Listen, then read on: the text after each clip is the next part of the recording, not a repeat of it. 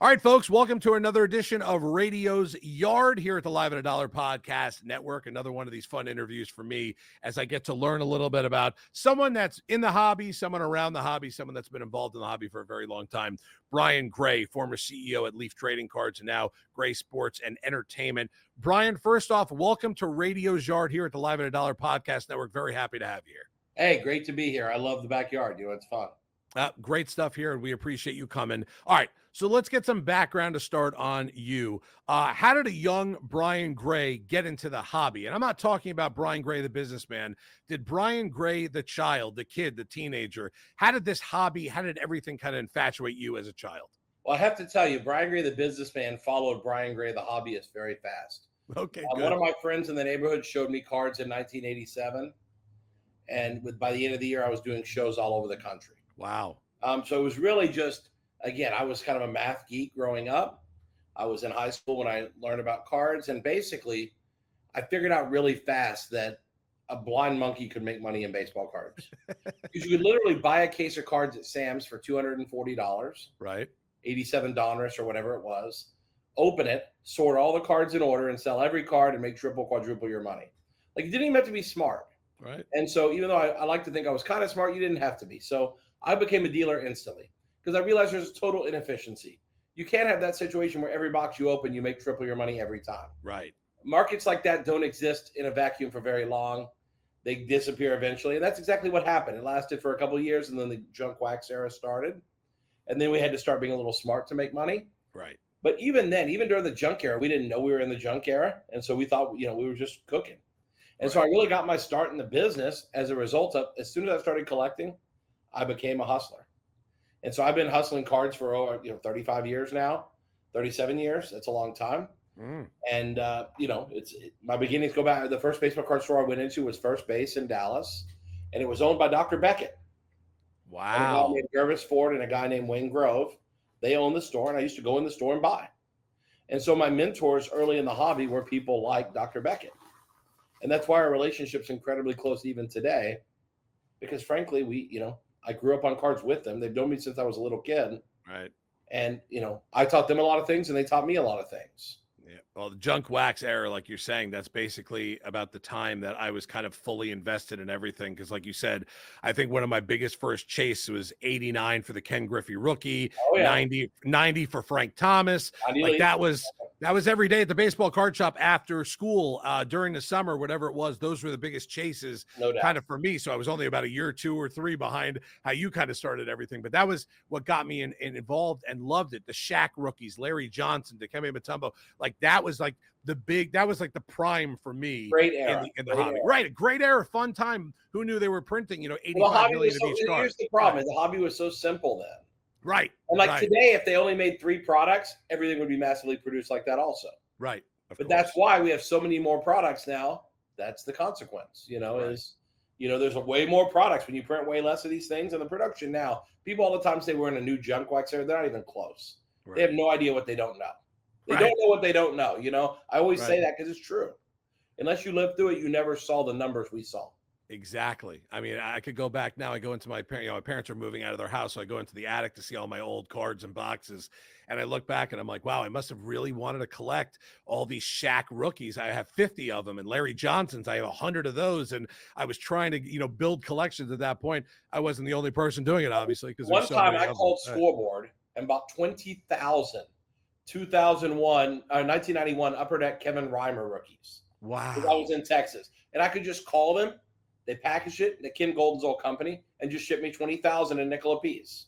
Wow. But the fact that you could call someone up and buy 20,000 on one card should have been our first indication that something was very wrong. And anyone who says we're in a new junk era is out of their flipping mind because they don't know junk until they would live through those eras. Right. Go back to the late 80s, early 90s and live through that 7-year span. And then tell me if you're in the junk wax era or not at that point. All right. So, Brian Gray into the hobby, late 80s, early 90s. How did everything start after that point? Because I basically want to ask, what was your first chase, your big first chase that you could remember in the hobby, whether it was like the late teenager type or whether it was the business type? What was the first big chase you could remember you were after? The first pack chase I remember was 87. People started going nuts for $86. Right. Canseco cards shot up overnight, and everyone was looking for 86 Donruss Cansecos. Right. That was a big one. Then 87 McGwire Donruss and 85 Topps McGwires. Because it was like Canseco, McGwire, you had the Bash Brothers era. Like, that's kind of what led us into the Griffey age. Right. Griffey was the ultimate hunt for everybody. Everybody wanted the Griffey, and then alongside it, the Billy Ripken era, Right. the Del Murphy reverse negative from '89 Upper Deck. It was an era of errors. You know, Right. an era of the Griffey rookie. You know, we chase the same stuff. It's like today. Everyone gets hot in the pants about a player and they go crazy. Right. Looking for JD5 or Wimby or whoever it is. We had the same thing. The difference is we only had 5 Griffey cards to choose from. Right. Right. So, like, the goal wasn't to get every Griffey or to get, like, high-grade copies. The goal was to get 1,000 of them. It was like buying shares of Apple, you know, right. Buying shares Huge of stock. difference. You could buy 5 shares, you could buy 500 shares. Right. Yeah. You know? All right.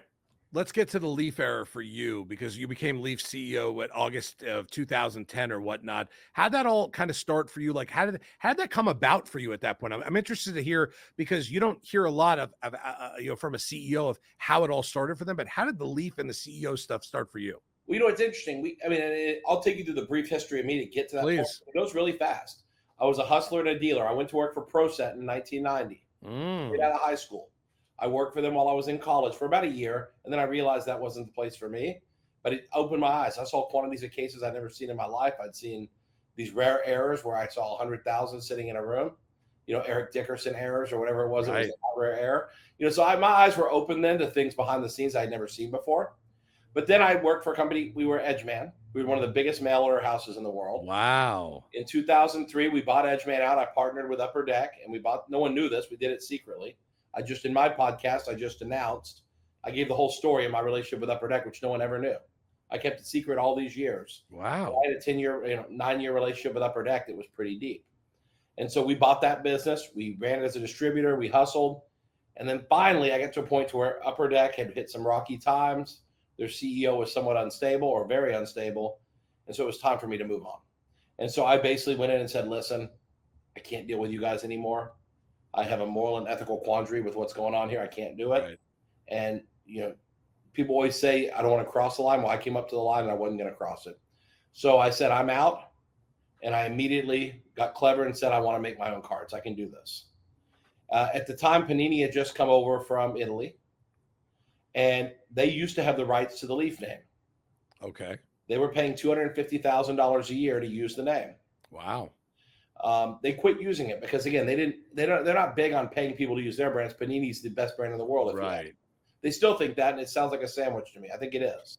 But with that being said, I saw an opportunity because they let the name go. Sure. So I went to Huhtamaki Oy, which was a Finnish from Finland candy company, and I bought the name Leaf for $250,000 total. Wow. And then it was like, okay. But before that, like a year or two before that, I had started a company called Razor where I partnered with Upper Deck. It was my first trading card company. And we basically did baseball draft and cut signatures and poker. So we made very small releases. It was very small, but I just wanted to learn how to produce, how to manufacture. Right. So we had done that. So I had already had experience in manufacturing. But now, if I could add the Leaf name to it and get away from the guys at Upper Deck, because obviously their leadership had issues aplenty, to me, it was a chance to not only start taking my business to the next level. Like when we had Razor, we were doing like a couple million in sales a year. Nothing big. But I could like take that now and try to blow it up. But the name Razor had no brand equity. People thought it was a scooter company. You remember the Razor scooters. They didn't know. Of course, right. It meant nothing to people. Razor meant very little to people, except that I had signed all the draft picks. So I had the chance to buy the Leaf name. And I thought to myself, how often can you buy a name that has history, and heritage, and every collector had that moment where they bought 90 Leaf looking for Frank Thomas. Absolutely. And I knew 100%. That it would invoke an emotion, and it would buy me an air of recognizability, branding that really was worth 50 times what I paid.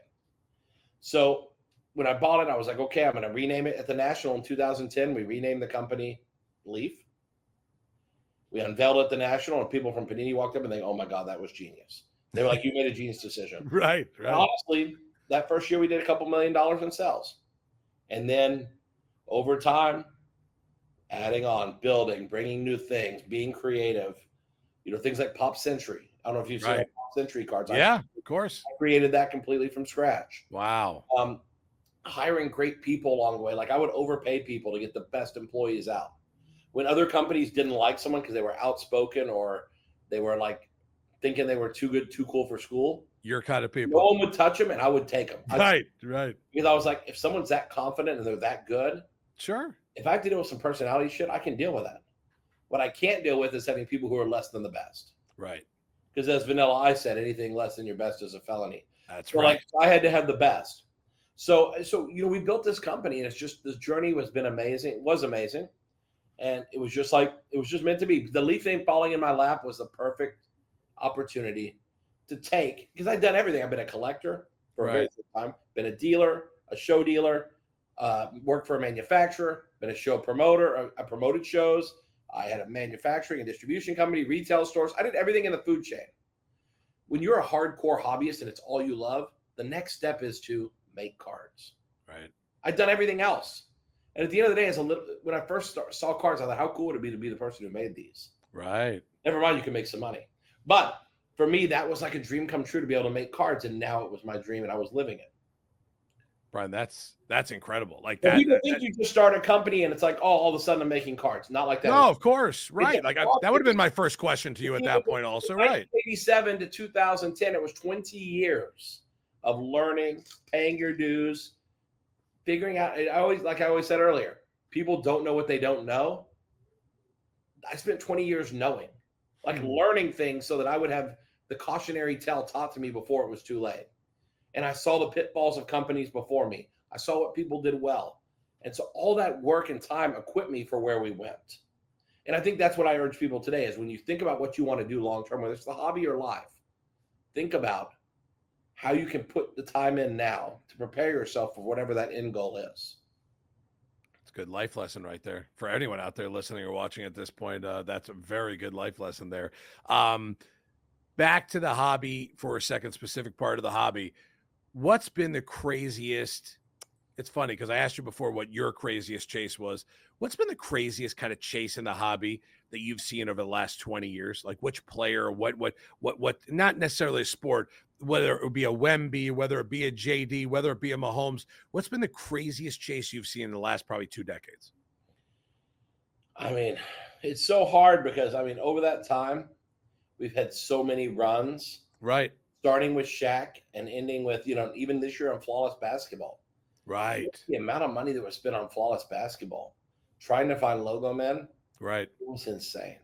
Could the logo man be the answer to that question just because it's just gotten so stupid because right. I know a guy that's chasing one particular logo man that has spent millions of dollars trying to hit one particular logo man that if he just waited till it got hit, he could have bought for $200K. Right. And he spent millions chasing it. And it's like, and it's gotten to where it's just a little much sometimes. You can go overboard. Right. But the chase has been so insane, but honestly, it's a fun product. So I get it. That's what's so challenging is you throw reason out the window when you start thinking about like it's fun. Like everyone says, well, it's a bad investment proposition to buy. It's not really. Breaking is more than invest. It's not an investment. It's entertainment. If you're not getting any entertainment value from it, then you're in the wrong place. Right. When you go bowling, what's the value proposition? Once you go home, you have a sore finger. Right. That's it. Value proposition. No, you got to have fun while you did it. Right. You go on a vacation. Italy's over when you come home. Right. You bought just your pictures, right? Pictures and videos. Right. You have to think that way, I think. Right. It's just funny too because, like I told you before, I'm basically back into the hobby now after being out of it for so long and seeing when a new product comes out, the hype around it the day before, the week before, the hype when it starts breaking, being the first one to break it. And I'm a breaker here at the backyard. So I know that there's certain things we can't even rip it till 11 o'clock. We're filling breaks until 11 a.m. And then at 11 a.m., you could see in my room, I went from 35 people or 85 people to 240 people because now everyone knows you could rip the cards and see what's going to come out now. The entertainment factor in this is a huge reason why I'm here now also at Backyard is because, yes, my knowledge of the hobby is okay. It's getting better day by day. It's talking to people like you. It's talking to people around the hobby and getting better. The entertainment value to me or for me is through the roof because I did sports radio for so long. I know how to sit in a room for 6 hours and talk to people about nonsense. And now putting the cards in front also is it, but it's amazing how the kind of entertainment world, the hobby world have now not just crossed paths. It's just one now. You have to be both. If you're not going to be great in this hobby at all. It's crazy. And again, that's why I always tell people, have fun doing this. Right. Don't just, and listen, I hustle, I make money, I invest in stuff like any other guy does. But if it's not fun, there's other options, This is a fun way to do whatever it is you do, whether it's collecting, investing, speculating, just having fun opening packs, whatever it is. Right. And that's why I've always felt good about what I did for a living, because I felt like we made people happy in various ways. And I've had people come up to me at shows, little kids take pictures and say they want to be me when they grow up.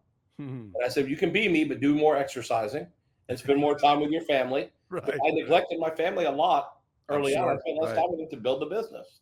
Right. And that's my biggest regret is, I didn't have a good work-life balance until I retired.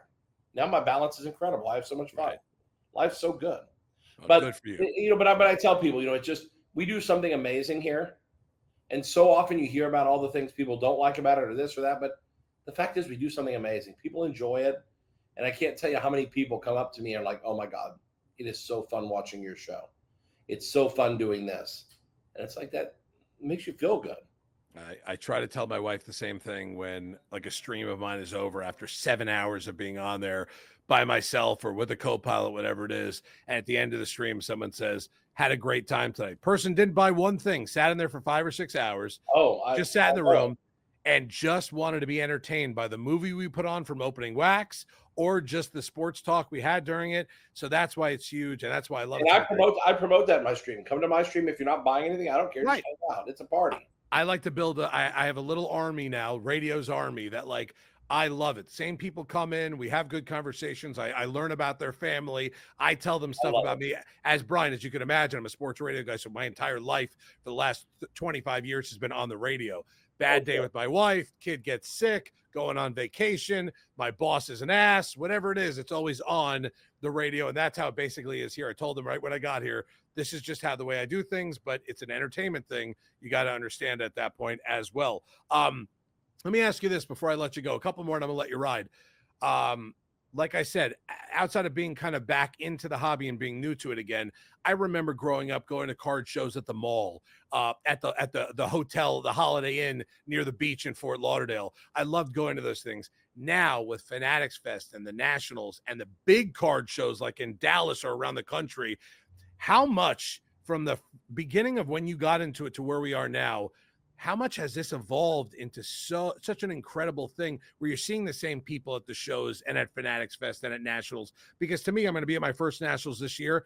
I'm looking forward to it like I was doing a Super Bowl radio row in radio. I can't wait for it. But someone who's been there for so long, the evolution of the small card show to where we are now, how great is it for the hobby? You know what's funny is we still haven't had a National that had the insanity of 1991. Which is tell me, right? Crazy as all this is, it's fantastic. I mean, listen, I went to Fanatics Fest; it was phenomenal. Right. These guys are putting on an event that is as close to Comic-Con as the hobby's ever seen. Right. The National is phenomenal in a completely different way in that they can get more inventory under one roof than a lifetime. Like if you're a collector and you're looking for something and you're not at that show, to find that item that you will never see again in your life, you're missing out. Because that will be the one room where you'll find the item, maybe not if it's a 25-cent common, but if you're looking for some insert from some set that's incredibly rare, if you ever have a chance, that's it. If you're looking for the highest grade example of a card, that's your chance. Right. So it's fantastic in a different way. But in 1991, the crowd was so big at the Anaheim Convention Center, the fire marshal had to close it multiple times. What? There was a line around the building. We were set up inside, but Edgeman, but I didn't go in until Sunday. I stayed outside selling promos in the line because promos were a big deal back then. Sure. The promo card. So I had a briefcase or three, and me and my buddy Gary Clark, no relation to a football player, we walk around the building with suitcases, buying and selling all the different promos they had inside the show. Wow. And we made like $200,000 or $300,000 in 4 days buying and selling promos. I was in better shape than I could walk around the building for 3 or 4 days. We finally walked in the show on Sunday. We never got in until Sunday. And the first night, the crowd was so big, the fire marshal had everyone turn away and leave. Wow. They couldn't let any more people in the building. It was insanity. And that was still, even though the national attendance has gotten big again Mm-hmm. and it's spread out over more, it's a little different now. But the biggest surge on a national ever was 1991 in Anaheim. No one had ever seen anything like it. That was the year the national exploded. That's And incredible. 92 To have a crowd Atlanta. like They were that. all good shows back then. Right. But again, that's when Junk Wax started to weaken up a little. That was like the peak. Right. Then we saw a horrible trough where like the National was a ghost town a number of years. And then now the National is a premier event again where Right. people ever, but like Fanatics Fest sold out certain days. Right. You Right. had to buy a 3-day pass to walk in on Saturday only Crazy. because there were no more Saturday passes available. So it's like, it's just, we're in a different world. The excitement is high. But again, I think we have smart people in the business who are very invested in making sure we do this right this time. Right. Right. And that's why you see people like Brady and Cardvault coming in.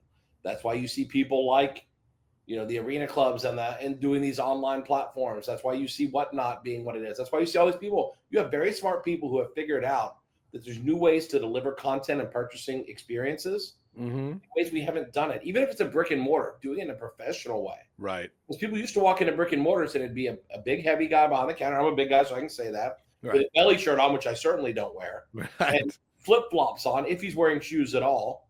Hmm. And all the price tags on the wall are written on Post-it notes they just slapped on something, and you might be able to read. Absolutely. And the packs would have so much dust on them, it looked like Betty White's backside. So like it was that bad. And you really look now, stores are show places, a lot of them. They're incredible. Stores now are the best they've ever been. It's kind of like television. Right. You turn on TV now, there was some great classic TV, but the best television of all time is right now. Yeah. What's right. on is amazing. The best card stores in the world ever are right now. Yeah, it's The amazing best when you shows walk into ever one. are Right. right now. Right. I agree with you on that one because, going back to obviously my start in the hobby and going to card shops, they were nice, they were fun, they were this, they were that. Like you said, it was packs on the wall. There were some good cards in the case. That was about it. You could walk into one now around the corner from where you are, and you're walking into like a Disney World card shop. Like it's the most amazing thing you've ever seen. A million different packs of wax, if that's what you're people have interested in. invested to do it right. Right. What we should have been, if we're going to be a luxury product that's higher end, in the junk wax era that didn't make sense, but now Yeah, a lot different. we got to act like we belong. Right. And create a place where the clients we're targeting would want to actually come. Right. And I think everyone's doing a great job with that as well at this point. So give me one pointer for me. First time ever going to nationals. What is there something I need to do, have to do while I'm there before I get out of there, just to say, this is what I did while I was here? I need something from you. Well, first off, to give you a hard time, drop the S. It's the national. The national. People See, I'm already right. Nationals, but like nationals is what they call like the gymnastic meets is like internet. Right. I don't know better than that. Right. Exactly. National. Right. No S. National. But with that being said, the best thing you can do, a lot of people will like walk the whole show and wait to buy things until like they see everything. That's off the table. When you find something you really want, you just have to pull the trigger. Perfect. Because the show's too big. If you really look at every showcase and all the boxes carefully, it will take you 2 to 3 days to see everything. I'm sure. In a good, thorough way. And in this market, there's so many people buying that honestly anything decent is gone by Saturday. A lot of it's gone Wednesday, Thursday. Right. So like by the time you get to Saturday, if you're jacking around waiting till the weekend to make a decision what you're going to buy, Too it's late. Way too late. Right. There's lots of stuff walking in, so people always have new stuff. But the biggest thing is just know what you want to buy. And then if you can be tempted in other things, that's great. But you just got to know what you're after. Why are you there? Are you there to get autographs from the celebrities? Right. Or athletes? Are you there to do the redemption programs? Because that takes a lot of time. Right. Standing in all the lines and doing all the crap that goes with that. Are you there to, to buy stuff? Are you there to sell stuff? Again, if you're selling things. Right. It's one of those shows where, yes, you can go to every table offering your crap, but it's 800 or 1,000 tables. Like, that's not practical. Wow. You really just need to find a dealer who's fair. Like, I'm set up the show paying 85, 90, 95% of comps. Right. I'll have a line the entire show. I'll have 20 people in line to sell to me for 4 days straight. All right. Because I pay high. So find that person you like dealing with that's good, honest, that pays fair. Go find that person and just sell. Okay. Trying to squeak every dollar out of it, you'll kill yourself trying to get an extra dollar. At a local show, it's just like walking across the aisle. This is a different bird. Yeah. Very different. Brian, I'm excited. I'm excited to experience the whole thing. Like I said, I've been to every sporting event that you could possibly think of, covered it from boxing matches in Vegas to Super Bowls to Final Fours to big golf tournaments in wherever it was. I've done all that. The national is something I'm actually looking really forward to see what it's like. And I did it right. You dropped the S, but no, it's going to be a great show. And again, it being in Chicago is the place. Right. I'm really excited for Chicago. Great town. The show's going to be amazing. And again, I think you're going to see more incredible cards than you've ever seen in one place at one time. I'm really excited for that. Billions and billions and billions of dollars worth of cards will be in that building. Crazy. I'm excited. Brian, I'm really excited for it. I hope I see you there and I see you there. Make sure to come up and give me a hug. No, it's not even a question. You're going to see a big burly guy come there, probably with a Live at a Dollar Podcast Network shirt on, with a shirt for you also and gear for you for being on the podcast. Yeah, I would like a kids medium, please. No, you got it. I don't wear a kids medium. Colby, kids medium. Order that for Brian. Okay, good. It's done. I used to do that at concerts. I'd walk up to the concession thing and I'd say, can I see that one over there? And I put it up and say, would you have this in a kid's medium? And I'll look at it. Like, what's wrong with you, guys? But no, it's all good. But yeah, no, I can't wait to see you there. It's a great show. And I think everybody out there, if you're not at that show, you're missing out.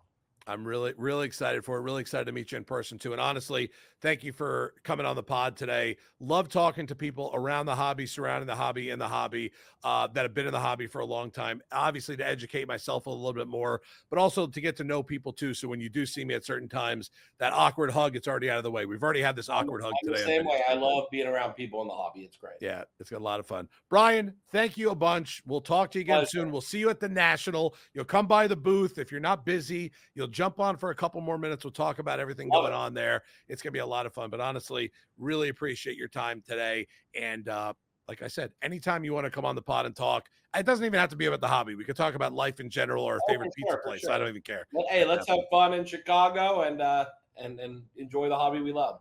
I love it. I love it. I love it. It's Brian Gray, former CEO at Leaf Trading Cards, Gray Sports and Entertainment now as possible. Brian, thanks again for coming on the podcast. Really appreciate it. This has been another edition of Radio's Yard with the great Brian Gray here at the Live at a Dollar Podcast Network.